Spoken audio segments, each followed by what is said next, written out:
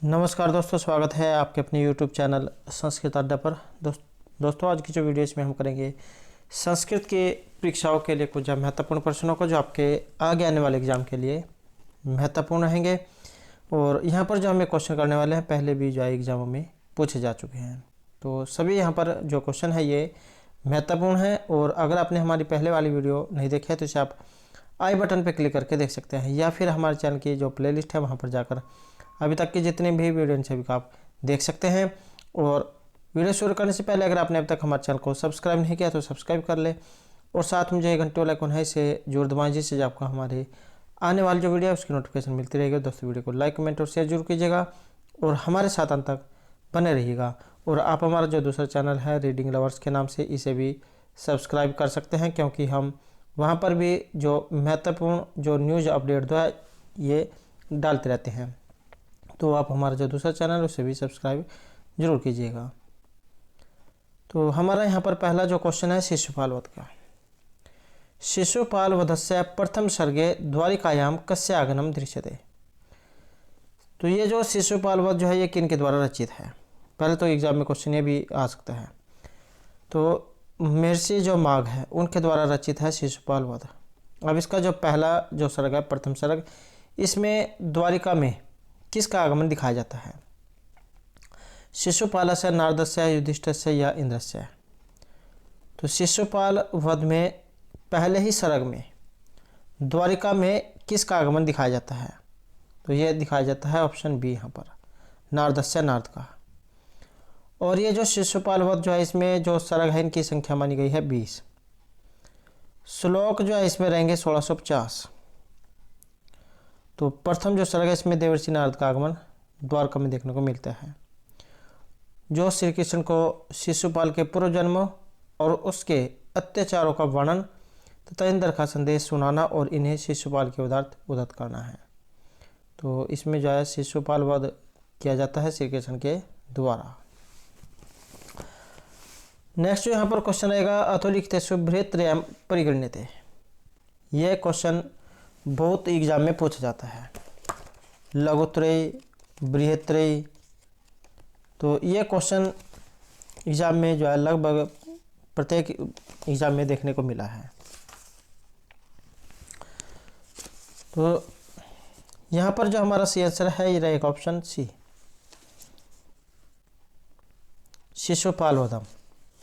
तो यहाँ पर बृहत्त्रयम् परिगण्यते, बृहत्त्रय जो है इसमें गिना जाता है शिशुपाल वधम। और इसके अलावा भी एग्जाम में आ सकता है कि कौन कौन से हैं। तो किरातोर्जुनीयम, शिशुपाल वधम और नैषधीयचरितम, ये तीन जो है बृहत्त्रय में आते हैं।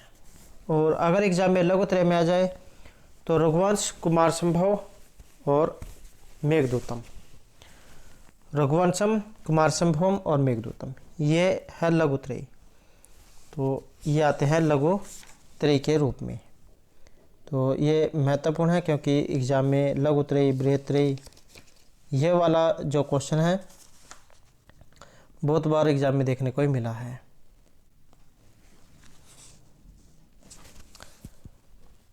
नेक्स्ट रहेगा तीव्र आघात प्रतिहत्तरु स्कंद लग्न स्कंद है केन छंदसा विनिर्मितो अहम श्लोक पता है। तो छंद पूछा गया कि इसमें छंद या कौन सा है। तो यहाँ पर जो छंद माना गया है ये रहेगा हमारा ऑप्शन सी, मंदाक्रांता जो छंद है इसमें माना गया है। और मंदाक्रांता जो छंद है इसका लक्षण होता है मंदाक्रांतम बुद्धिरस यमरभो न तत् गुरुचेत। और एग्जाम में और क्या क्या पूछा जाता है यहाँ से, वर्णों की संख्या। तो वर्णों की संख्या मानी गई इसमें 17। और एक क्वेश्चन आता है जैसे जल्दी है इसमें कितने अक्षर होते हैं? तो जल्दी में होते हैं 4 और सड़ में 6 और जो अम्भो है इसमें 7। तो इस प्रकार मिलाकर इनको 17 जो है यहाँ पर अक्षर ये हो जाते हैं, मगण, बगण, नगण, दो तागण और दो गुरु। तो इन्हें मिलाकर जो मंदाक्रांता छंद ये होता है। तो आपने जो छंद जो है इसको जरूर याद रखना है। और जो महर्षि कालिदास के द्वारा रचित है मेघदूत, इसमें जो मंदाक्रांता जो छंद है उसका प्रयोग हुआ है। नेक्स्ट रहेगा शिशुपाल वधस्य प्रथम सर्गस्य अंते गगन मंडलम का आरोहति। गगन मंडलम का आरोहति, इस पर कौन चढ़ता है? महर्षि विश्वामित्र है, श्री कृष्ण देवर्षि नारद हैं, ब्रह्मा या महर्षि वशिष्ठ है। तो यहाँ पर जो हमारा सी आंसर है ये रहेगा ऑप्शन सी, देवर्षि नारद है। तो शिशुपाल वध जो है इसके प्रथम सर्ग के अंत में गगन मंडलम देवर्षि नारद आरोहति। जब महर्षि नारद इस प्रकार जो है इंद्र का संदेश कहकर सर्व को प्रस्थान कर गए, तब श्री कृष्ण जो है इन्होंने शिशुपाल के प्रति क्रोध किया था। तो देवर्षि नारद जो है यहाँ पर सी आंसर ये रहेगा। नेक्स्ट क्वेश्चन है हमारा, संस्कृत साहित्य बृहत्तम काव्यम अस्ति। तो बृहत्तम महाकाव्य इनमें से कौन सा है? तो इसमें जो सी आंसर माना गया है हमारा ये रहेगा ऑप्शन सी, हरविजम। तो हरविजय जो है यहाँ पर ये बृहत काव्य के रूप में गिना गया है।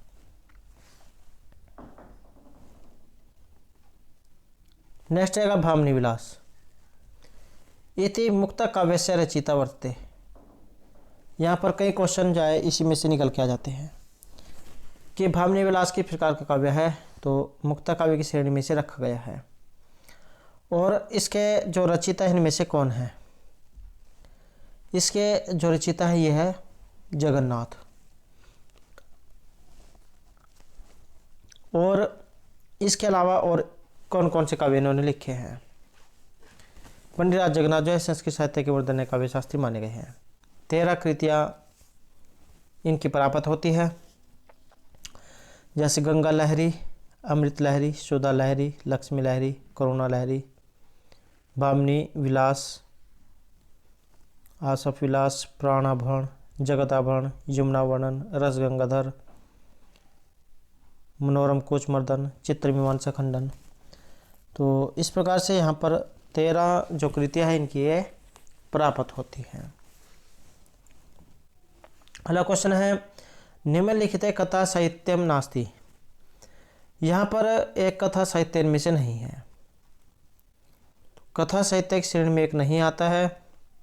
तो ये माना गया है यहाँ पर श्रीहर्ष चरितम को। और श्रीहर्ष चरित जो किन के द्वारा रचित है? महर्षि जो बाणभट्ट उनके द्वारा रचित है। और आख्यायिका के अंतर्गत यह आता है। ऐतिहासिक रीत पर आश्रित होने से गद्य काव्य का भेद आख्यायिका है। और 8 इसमें उच्छ्वास हैं। प्रथम जो 2 उच्छ्वास हैं, पहले 2 जो उच्छ्वास हैं इसमें जो श्रीहर्ष जो थे इनके वंश का वर्णन है। और बाद के जो 6 उच्छ्वास है इसमें इनके पूर्वजों का वर्णन है। और हर्ष के जन्म से लेकर राजश्री के मिलने तक का वर्णन इसमें हमें मिलता है। और जो शेष 4 हैं इसमें पंचतंत्र, हितोपदेश, बृहत कथा मंजरी, बृहत कथा साहित्य, ये इसके अंतर्गत समाहित है। अगला जो क्वेश्चन है यहाँ पर, शपनवास दत्तम इति नाटके विदुषकस्य किम नाम। शपनवास दत्तम जो यहाँ पर नाटक आया है इसमें विदूषक कौन है? या एग्जाम में क्वेश्चन आ जाता है कि जैसे शपनवास दत्तम में किन के द्वारा ये रचित है। तो महर्षि जो भास है इन्होंने जो 13 नाटक ये लिखे थे इनमें से है एक शपनवास दत्तम। समय इनका माना गया 327 ईस्वी पूर्व का। और 6 इसमें अंक हैं, 57 इसमें श्लोक हैं, श्रृंगार रस का इसमें प्रयोग हुआ है। और बात करें यहाँ पर इसके विदूषक की, तो इसके जो विदूषक है उसका नाम है वसंतक। और जो मांडव्य आया है मांडव्य ये है अभिज्ञान शाकुंतलम में। नेक्स्ट जो क्वेश्चन है, निम्नलिखित देशों की महाकाव्य हस्ती, इनमें से एक जो महाकाव्य है इसकी श्रेणी में नहीं आता है, तो ये रहेगा हमारा ऑप्शन बी, पंचतंत्रम। तो पंचतंत्रम जो है ये महाकाव्य की श्रेणी में नहीं है। तो फिर ये किसकी श्रेणी में आता है? ये आता है नीति ग्रंथ की श्रेणी में। और जैसा कि यहाँ पर आप देख सकते हैं पंचतंत्र, तो 5 इसमें तंत्र हैं। एग्जाम में भी क्वेश्चन पूछा जाता है कि पंचतंत्र में कितने तंत्र हैं, तो 5 इसमें तंत्र हैं।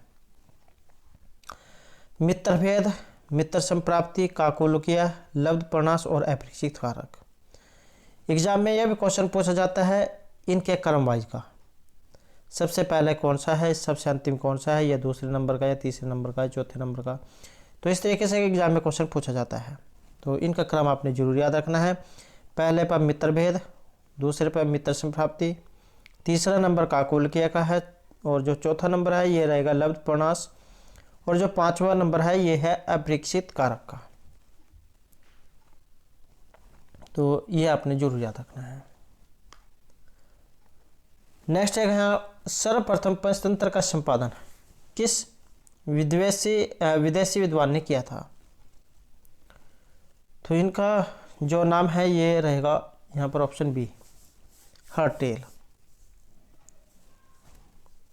और ये जो पंचतंत्र है इसके लेखक अगर एग्जाम में आ जाए तो विष्णु शर्मा जो है इनके द्वारा ये रचित है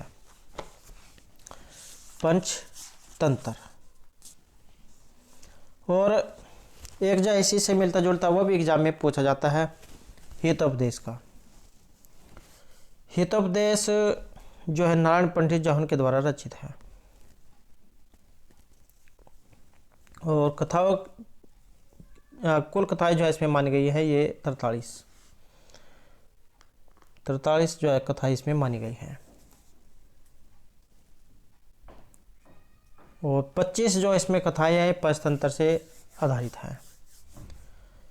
परिच्छेदों की जो संख्या है इसमें रहेगी 4।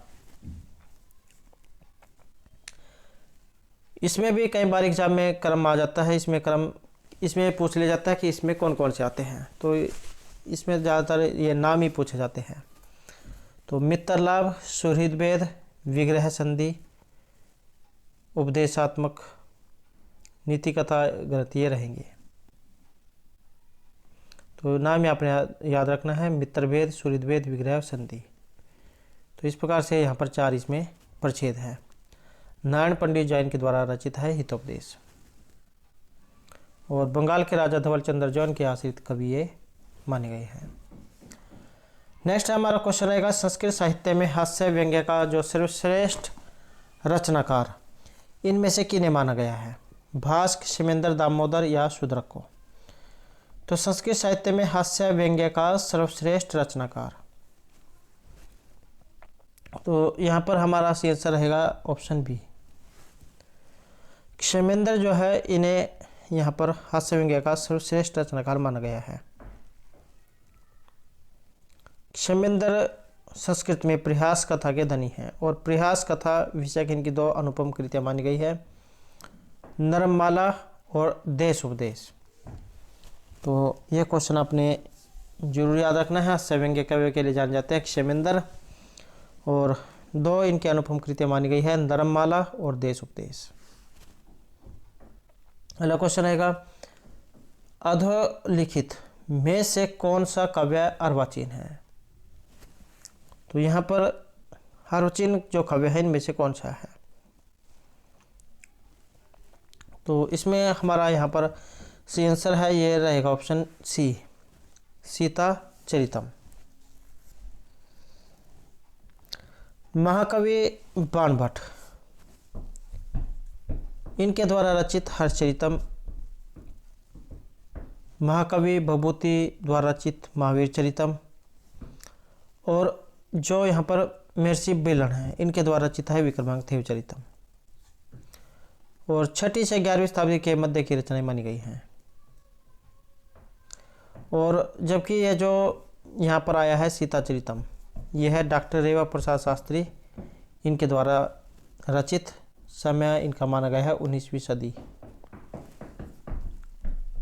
तो यहाँ पर सीताचरितम जो है ये इसे अर्वाचीन काव्य माना गया है। नेक्स्ट क्वेश्चन रहेगा अधो उक्तेषु लघुत्रयम नास्ति। यहाँ पर लघुत्रय में एक नहीं आता है। तो ये दो क्वेश्चन जो एग्जाम में जरूर आते हैं, लघुत्रय बृहत्रय। तो यहाँ पर लघुत्रय में एक नहीं आता है, तो ये माना गया है ऑप्शन ए को। ऋतु संहार जो है लघुत्रय में नहीं आते। कुमार संभव, रघुवंश, मेघदूत ये आते हैं लघुत्रय में। और ऋतु संहार जो है ये गीति काव्य की श्रेणी में आता है। ऋषिका लहजे उनके द्वारा ये रचित है।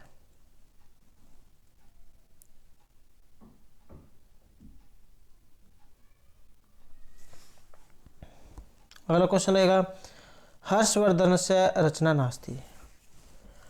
यहाँ पर जो हर्षवर्धन है, ये जो हर्षवर्धन जो है राजा हर्षवर्धन जो थानेसर जो है वर्तमान कुरुक्षेत्र में, तो वहाँ के ये शासक थे हर्षवर्धन। इन्हीं के दरबारी कवि थे महर्षि बाणभट्ट, जो जिन्होंने इनके जीवन चरित्र के ऊपर जो काव्य लिखा था। तो ये जो हर्षवर्धन जो इनकी यहाँ पर एक रचना नहीं है। प्रियदर्शी का रत्नावली नागानंदम या नैषधीयचरितम। तो राजा जो हर्षवर्धन इनकी एक रचना इनमें से नहीं है। तो ये है, यहाँ पर रहेगा ऑप्शन डी। तो यहाँ पर इनकी जो रचनाएं हैं ये कौन कौन सी है? प्रियदर्शी का, रत्नावली, नागानंदम।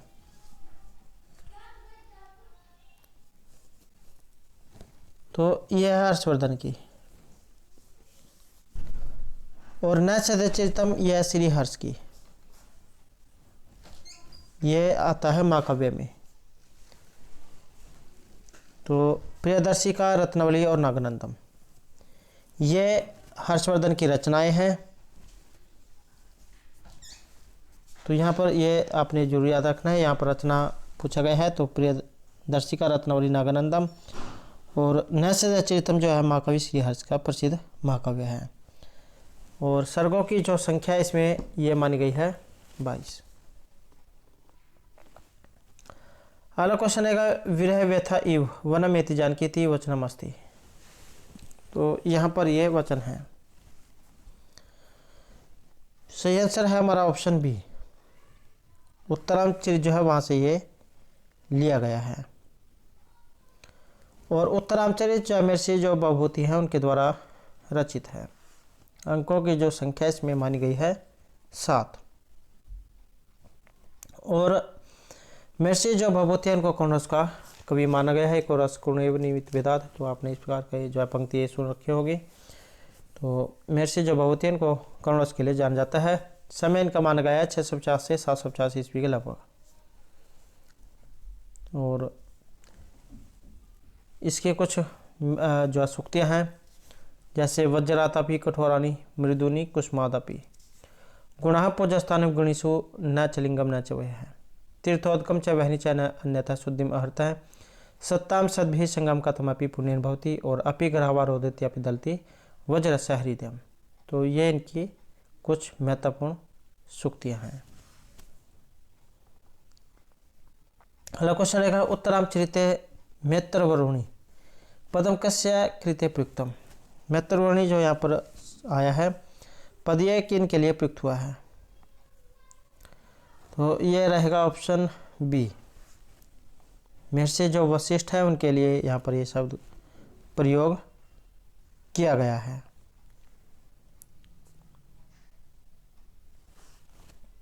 नेक्स्ट रहेगा कादम्बर्याः वास्तविकी कथा के नुक्ता आसीत। कादम्बरी जो इसकी यहाँ पर वास्तविक कथा पूछा गया है। और अगर एग्जाम में आ जाए जो कादम्बरी जो है किन के द्वारा रचित है। महर्षि जो बाणभट्ट के द्वारा रचित है कादम्बरी। और इनका समय माना गया है 7वीं शताब्दी। काव्य विधा में एक कथा है और गुणाढ्य की जो वृत्त कथा है इसका प्रभाव इस पर देखने को मिलता है। सरग और अंकों की बात करें तो 2 खंडों में बटी हुई है। और रस की बात करें तो श्रृंगार रस इसमें रहेगा। चंद्रापेड़ और कादम्बरी जो है इसमें नायक नायिका हैं, और चंद्रापेड़ और पुंडरीक इनके 3 जन्मों की कथा इसमें बताई गई है। तो कादम्बरी की बात करें तो यहाँ पर वास्तविक कथा का संबंध तो ये माना गया है ऑप्शन ए में, वैशंपायन। तो कादम्बरी की जो वास्तविक कथा है वैशंपायन के द्वारा कही गई है। अगला क्वेश्चन रहेगा सत्यम की मस्ती। यहाँ पर एक सही कथन है, तो सही कथन इसमें से कौन सा है? ये रहेगा ऑप्शन बी हमारा, हर्षचरितम आख्यायिका वर्तते। तो महर्षि बाणभट्ट जो उनके द्वारा रचित है हर्षचरितम, और 8 इसमें उच्छ्वास हैं, वीरस प्रधान ये रहेगी।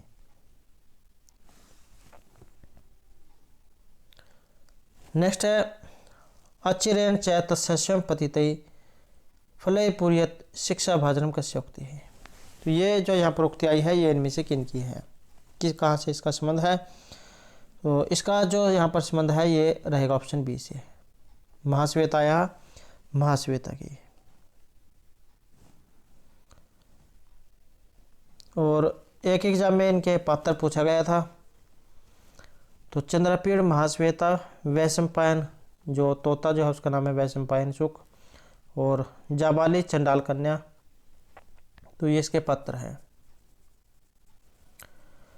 अगला क्वेश्चन है सर्वथा न किंचन सपृच्छन्ति श्री धर्मा उक्तापः कस्मात् ग्रंथात् एतत् वाक्यम उद्धृतम्। तो कहाँ से ये लिया गया है? इसमें और क्या कहा गया है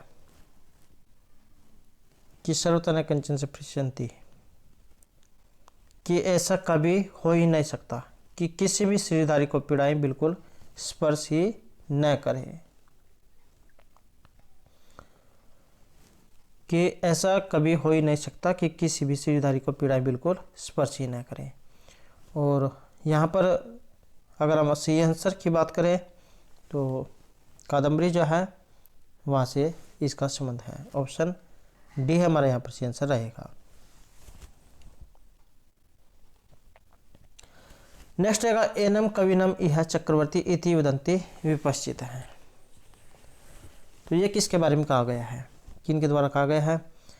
महर्षि कालिदास है, श्री हर्ष वाल्मीकि या महर्षि बाणभट्ट है। तो इसका जो संबंध रहेगा ये है महर्षि बाणभट्ट से।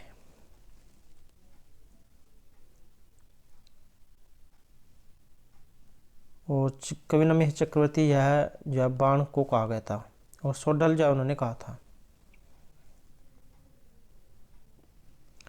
और बाणभट्ट जो है 7वीं शताब्दी के जो संस्कृत गद्य साहित्य है उसके अंतिम सम्राट इनको माना गया है।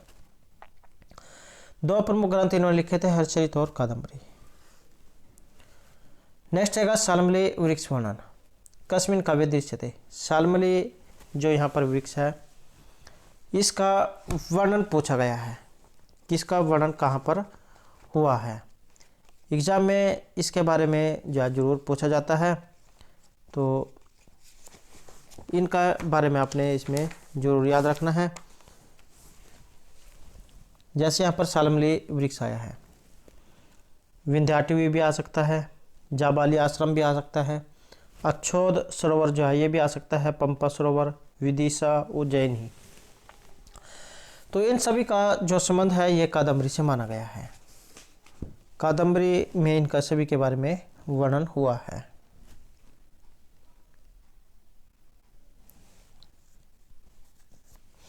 राजा शूद्रक के साथ जन पात्रों को 3 जन्मों की कथा का इसमें वर्णन बताया गया है।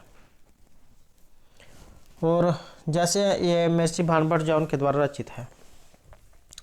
एक जो है एक पंक्ति एग्जाम में पूछ जाती है कि कादम्बरी रसज्ञानम आहोरापि न रोचते, ये कहाँ से ली गई है? तो कादम्बरी जो है यहाँ से इसका संबंध है कि कादम्बरी का रसपान जिसे हो जाए उसे भोजन भी अच्छा नहीं लगता। बात करें यहाँ पर इसके रचयिता महर्षि बाणभट्ट की, इनके जो पर पितामह थे इनका नाम था पाशुपत। पितामह अर्थपति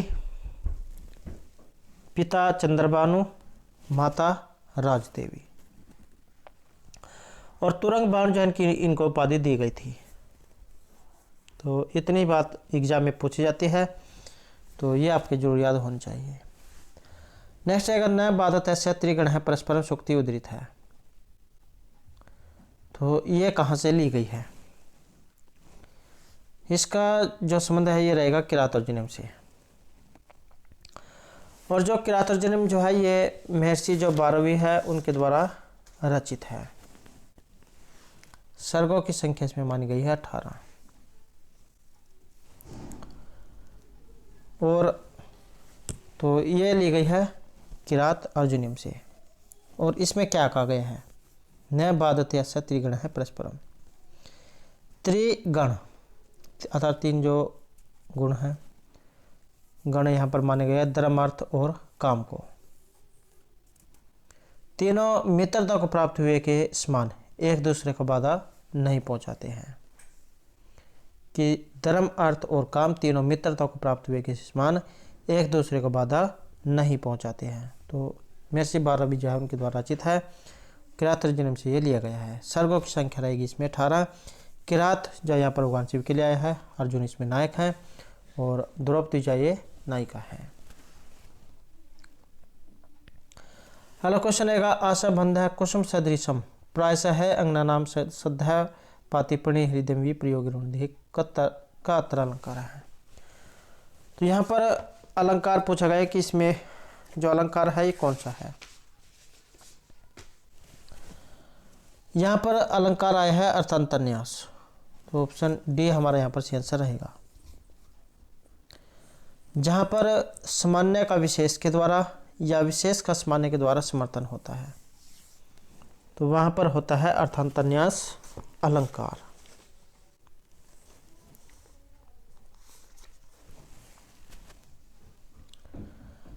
नेक्स्ट जो यहाँ पर क्वेश्चन है विप्लम श्रृंगार का। विप्लम श्रृंगार अंगिरस है भवती अस्मिन् काव्ये। विप्लम श्रृंगारस ये किस काव्य में है? तो इसका यहाँ पर संबंध माना गया है ऑप्शन बी में। मेघदूत जो काव्य है इसमें इसका संबंध है। श्रृंगार वियोग रस जो है इसमें ये आया है। महर्षि कालिदास के द्वारा रचित है और खंड काव्य या फिर आप गीति काव्य कह सकते हैं, इनकी श्रेणी में आता है। 2 खंडों में बटा हुआ है, पूर्व और उत्तरार्ध में। 115 इसमें टोटल श्लोक है। पहले में 63 और दूसरे जो यहाँ पर खंड जो है इसमें 52 श्लोक है। श्रृंगार वियोग रस इसमें माना गया है और मंदाक्रांता छंद का इसमें प्रयोग है। और यहाँ पर विप्लंग श्रृंगार अंगिरस इसमें माना गया है मेघदूत में।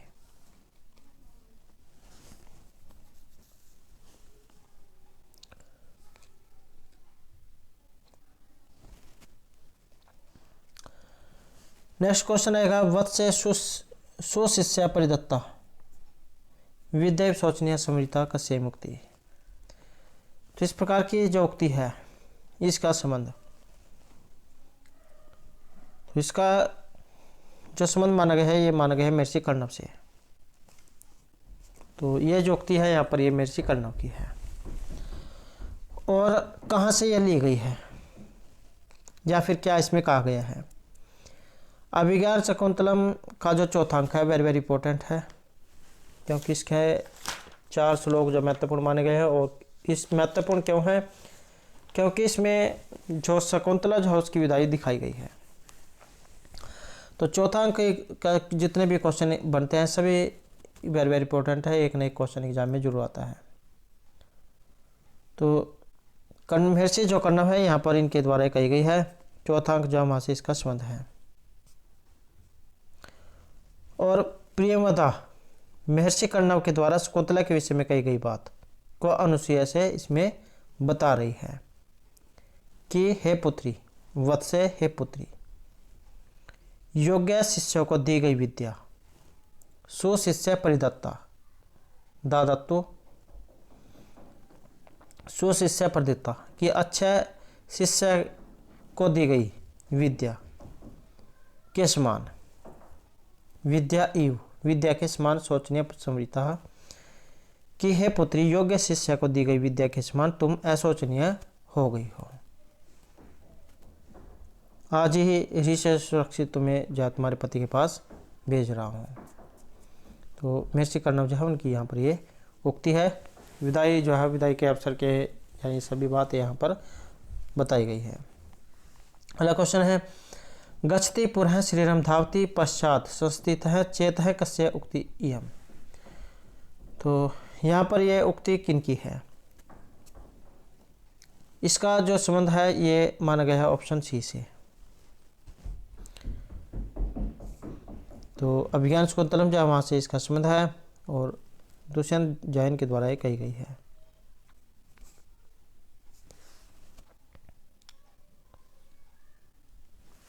नेक्स्ट रहेगा, मनोर्था नाम तत्प्रपातः इयम उक्ति ही उपलभ्यते।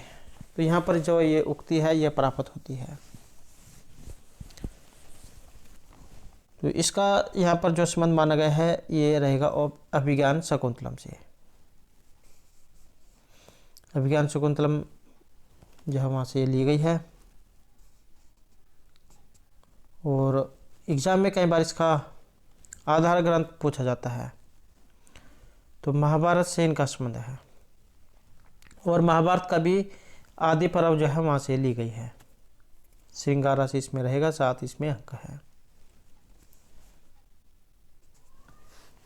अगला क्वेश्चन रहेगा, स्त्री नाम शिक्षित पटुत्व मानसिस्व समदृश्यते इति युक्ति ही कुत्र। तो इस प्रकार की जो उक्ति है कहाँ से ली गई है? तो इसका जो संबंध है ये भी अभिज्ञान शाकुंतलम से ली गई है। 5वां जो अंक है वहाँ से इसका संबंध है और इसमें क्या कहा गया है कि मानवेतर जाति की स्त्रियों में, अर्थात जो मनुष्य जाति जो होती है उसकी स्त्रियों में भी शिक्षा के बिना ही चातुरता देखी जाती है।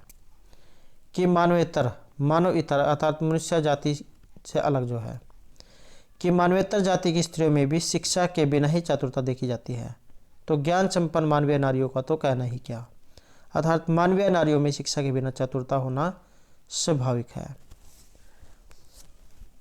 कि मानवेतर जाति की स्त्रियों में भी शिक्षा के बिना ही चतुरता दिखाई देती है। तो ज्ञान संपन्न मानवीय नारियों का तो कहना ही क्या, अर्थात मानवीय नारियों में शिक्षा के बिना चतुरता होना स्वाभाविक है। तो अभिज्ञान शाकुंतलम से इसका संबंध है।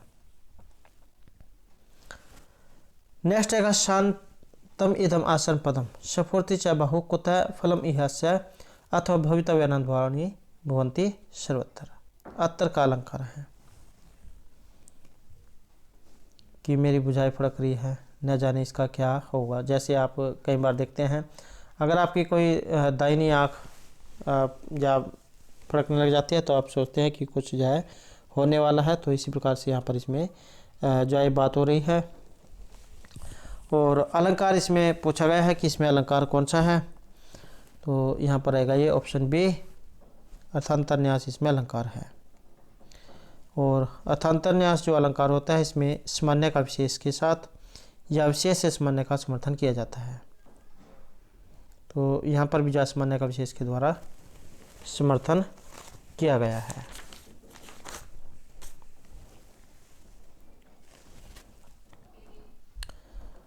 तो दोस्तों ये थे हमारे आज के यहाँ पर संस्कृत की परीक्षाओं के लिए कुछ महत्वपूर्ण प्रश्न जो आपके आगे आने वाले एग्जाम के लिए महत्वपूर्ण रहेंगे। और दोस्तों अगर आपने अब तक हमारे चैनल को सब्सक्राइब नहीं किया तो सब्सक्राइब कर ले और हमारे साथ अंत बनाने के लिए धन्यवाद।